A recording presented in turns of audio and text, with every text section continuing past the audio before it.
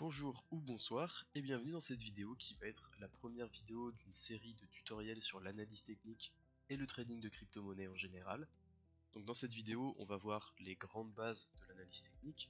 Ce que j'entends par là, c'est simplement apprendre à lire un graphique, à l'interpréter, et ensuite une présentation un petit peu plus poussée de TradingView étant l'outil principal que j'utilise pour réaliser mes analyses techniques. Alors pour commencer, avant même de voir les settings, les paramètres que vous pouvez avoir sur TradingView, les outils qui sont mis à votre disposition pour analyser les graphiques, le plus important ça va être de comprendre ces graphiques. Alors je vais expliquer brièvement comment on comprend ces graphiques, comment on les lit, qu'est-ce qui s'affiche actuellement devant l'écran, parce que c'est quelque chose qui peut paraître assez simple si vous venez déjà par exemple de la bourse traditionnelle ou du forex, mais quelque chose qui peut paraître très compliqué d'entrée de jeu quand on débute dans les crypto-monnaies. Je sais que j'ai beaucoup de personnes qui viennent me voir en DM sur Twitter, Twitter étant le réseau où je fais le plus d'analyse technique, n'hésitez pas à aller me follow si vous le voulez d'ailleurs, mais j'ai beaucoup de personnes qui viennent me voir en DM pour me dire moi quand j'ai commencé la crypto, je m'attendais à tomber sur une courbe comme ça, une courbe linéaire. Et en fait les courbes linéaires sont des courbes que l'on voit le plus souvent dans notre scolarité ou dans les médias, à la télé ou dans les journaux par exemple, mais en fait ce ne sont pas du tout les courbes qui vont être utilisées pour faire du trading. Et ce pour une raison très simple, c'est qu'en réalité cette courbe-là, linéaire, va nous donner des informations qui seront incomplètes. Il y aura des informations manquantes par rapport à ce que va nous permettre d'obtenir l'autre système d'affichage qui s'appelle les chandeliers japonais. Alors les chandeliers japonais, tout simplement, en fait, ça va être des bougies, on va appeler ça des bougies, ces barres vertes et rouges, qui vont nous donner beaucoup plus d'informations, et je vais vous expliquer pourquoi et comment. Alors premièrement, ce qui doit vous sauter aux yeux, c'est le code couleur.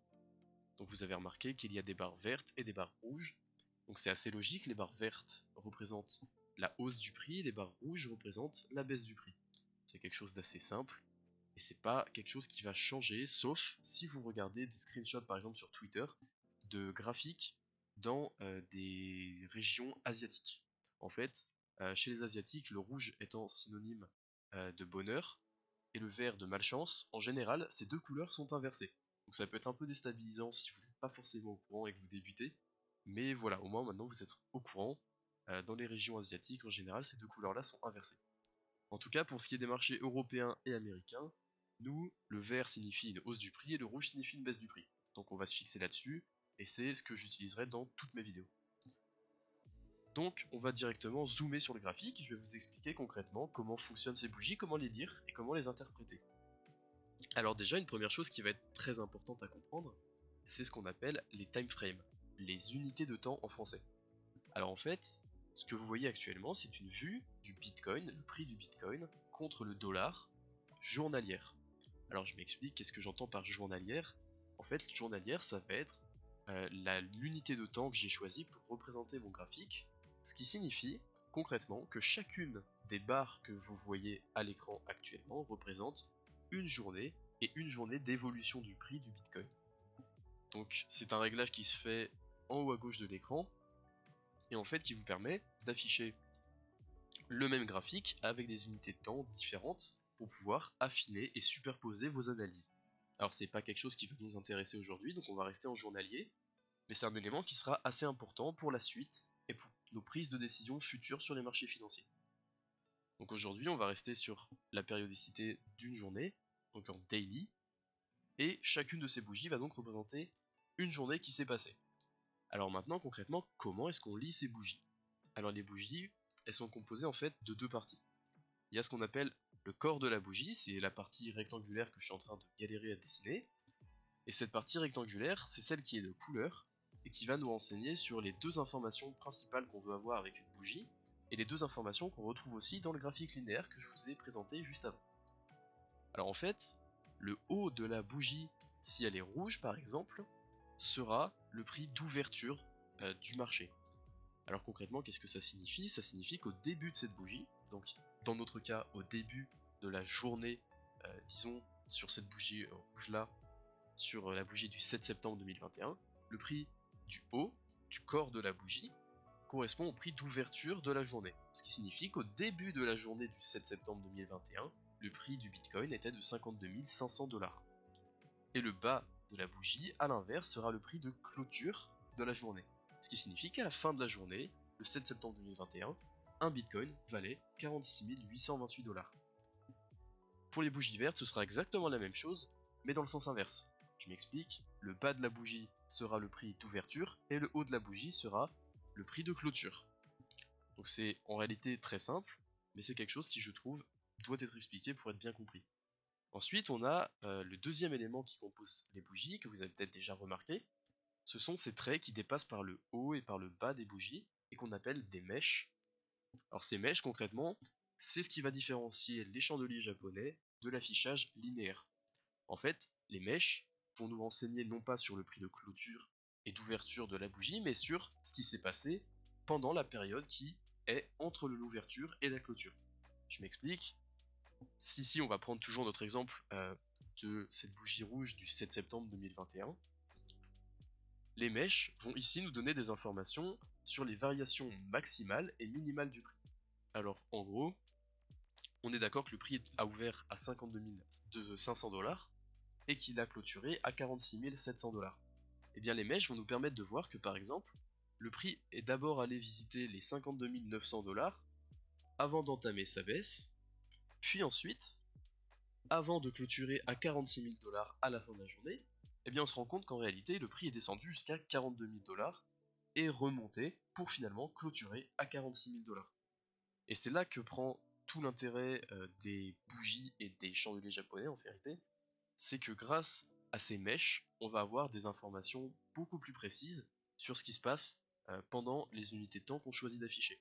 Donc là par exemple on est en journalier, donc ça n'a pas un intérêt incroyable, puisque les mèches vont simplement nous renseigner sur ce qui s'est passé, mais en soi, si on avait une position ou un prix d'achat visé, c'est pas ça qui nous aurait fait prendre une décision.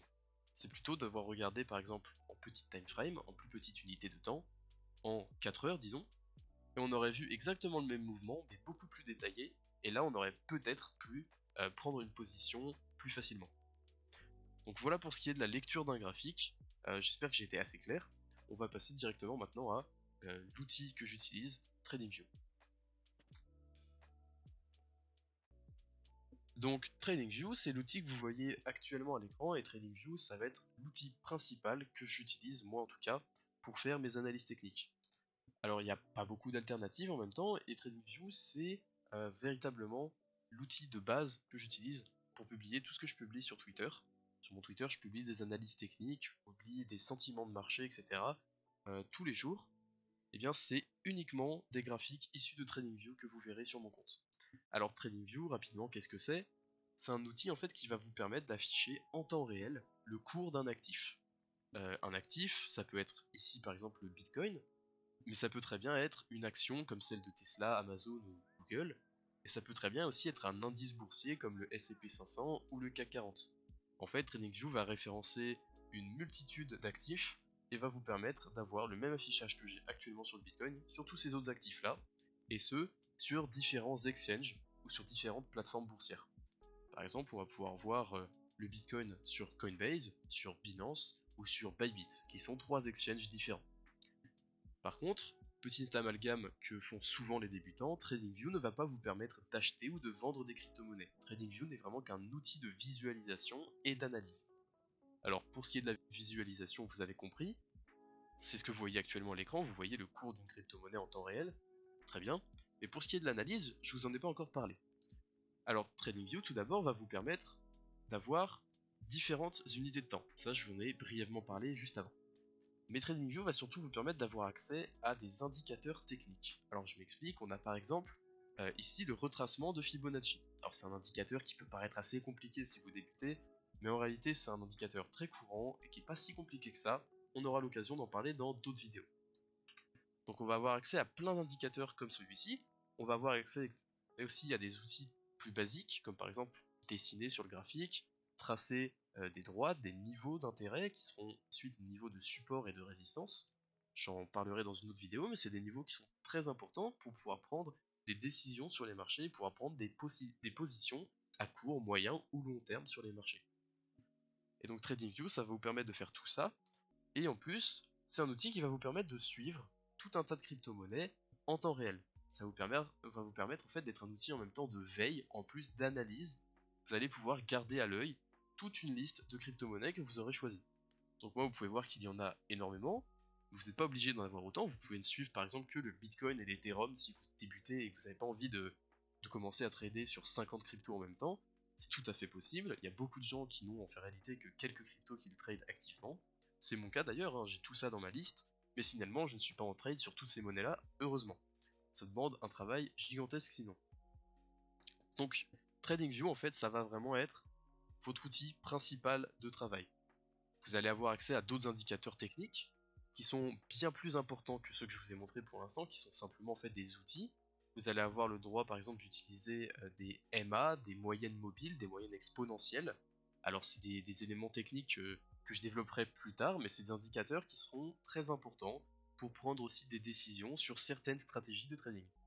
Vous allez également avoir accès au volume. Le volume, pareil, c'est un indicateur technique dont je vous expliquerai l'utilisation dans une autre vidéo, mais c'est un indicateur très utilisé. Vous aurez par exemple le RSI qui vient de s'afficher à l'écran, qui est une courbe, et qui nous donne aussi tout un tas d'indications sur le marché, sur la tendance, sur plein d'éléments très importants pour prendre des décisions. En tout cas, vous l'aurez compris, TradingView en réalité, ça va être vraiment votre outil principal, ça va être ce qui va nous permettre de faire toutes nos analyses, et c'est vraiment un outil que vous allez absolument vouloir avoir. Donc pour ça, je vous mettrai le lien dans la description pour obtenir TradingView, il est disponible sur navigateur, en application mobile et en application web également. Donc voilà, c'est à peu près tout pour cette vidéo. J'espère que ça vous a plu, j'espère que vous avez compris les concepts de base que je viens de vous expliquer. Forcément, je suis pas rentré dans des détails très compliqués. Pour l'instant, c'est vraiment une vidéo pour mettre entre guillemets n'importe quel débutant dans le bain, pour qu'il puisse comprendre ce qui s'affiche au moins à l'écran. Et ensuite, dans les prochaines vidéos, je vais commencer à expliquer des concepts un petit peu plus détaillés, plus compliqués. Voilà. Merci de m'avoir regardé et à la prochaine.